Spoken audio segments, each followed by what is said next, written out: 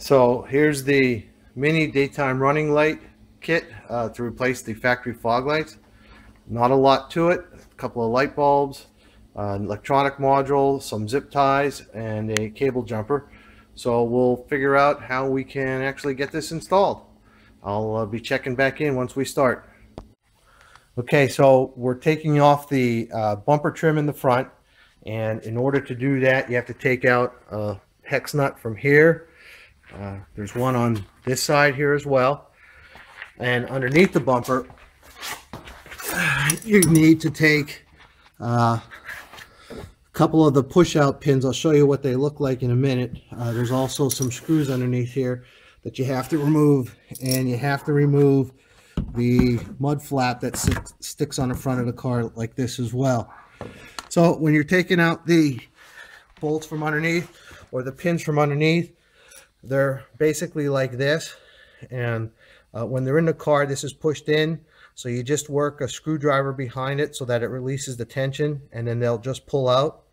On the side of the bumper, you're going to need to take, and underneath the car there's a couple of small pins here that you're going to need to remove up to the top, so you can get this flange away here, this bumper trim away, so that you can take a bolt out from the bumper that's behind it back here. Those little pins look like this. Basically you have to push the center rod through and pull them out, and hopefully you'll be able to find the rod again, the little plastic rod. I would suggest, if you're going to do that, go and get yourself a set of these, because I've already lost one of them. There's some other pretty standard hex nuts that you're going to take and have to remove as well. And then behind this trim here, because I just pulled it away far enough to get behind the bolt for the bumper, there's a couple of clips that hold it in, and you can only get to them from behind, and it's real hard to see here.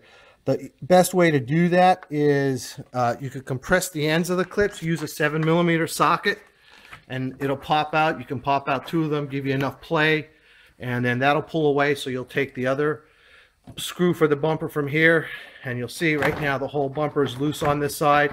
Make sure you disconnect the wiring for the side marker light here on the side as well. I'm going to go do the passenger side of the car, and I'll be back. Okay, so just as a review, the screws that you need to take off and the little clips, you've got one clip here, you've got a screw here, you're going to have 3 of the push-out clips up along the side here that you're going to have to remove. That'll loosen up the flare trim, and then behind the flare trim, if you reach in there carefully, you're going to be able to take and unscrew from this location here another bolt that holds the bumper trim on.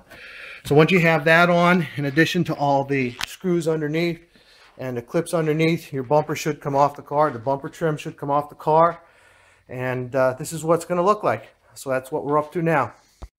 Okay, so now we're up to wiring it up. You can see here's the actual module that we're going to wire in place. This is the power distribution box. It's usually, should have a cover on it like this.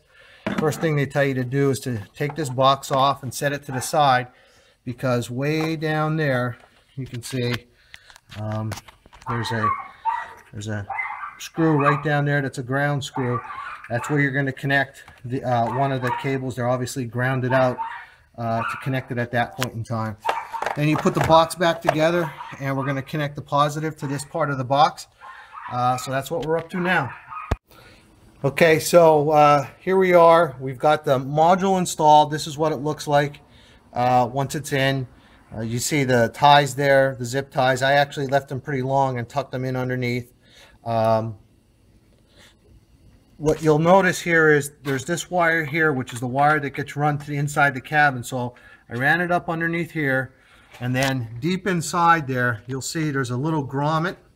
Actually, you have to take this piece off, which is really a pain in the ass. It took us a while to get that off. You basically have to take a small screwdriver like this. Hold on a sec. take a small screwdriver like this, and on these edges kind of work it up from the white backing that you have in there. And then you'll see there's a little rubber thing. You can actually see the wire. If you cut the little nipple off of that rubber thing, you can run the new wire through that. It just takes a little bit of time, but now we have the wire running to the inside of the cab. So we'll pick this up as soon as I get ready to wire the rest of it in. Okay, so here's the original fog light. Just took it off of the back of the bumper trim, and basically you take out a screw here and 2 screws at the bottom, and then just work the light out. All you have to do is disconnect these 2 screws here, which is the balancing for aiming the light.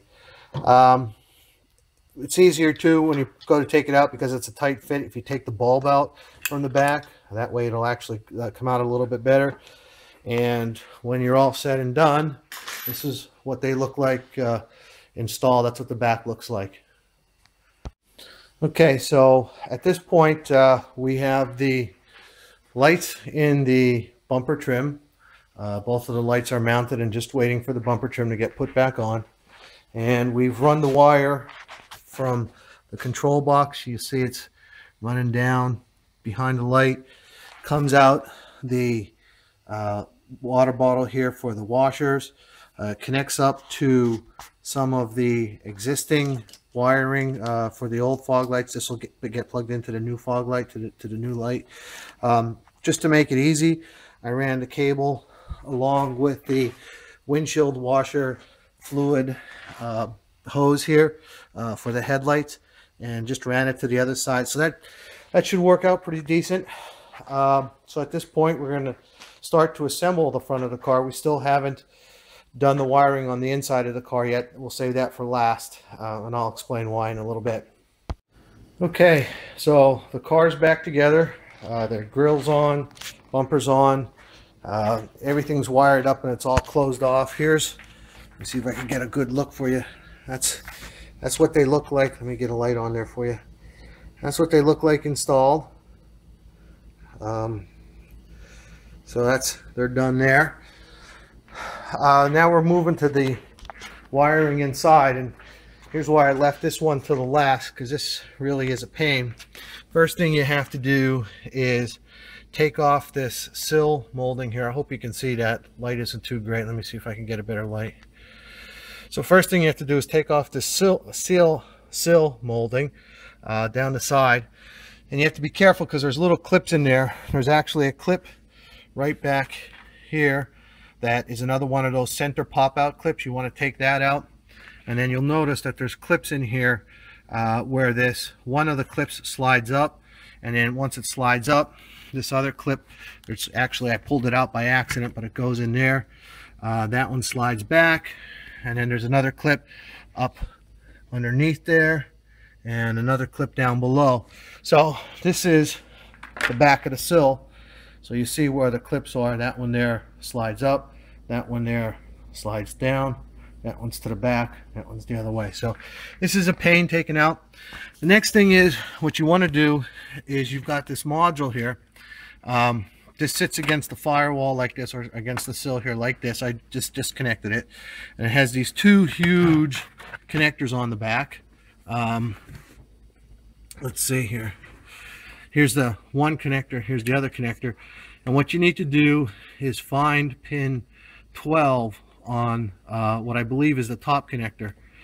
So I actually took the housing off of this, disconnected obviously from the whole box, from the back of the box, and I took the housing off to make sure I could find pin 12.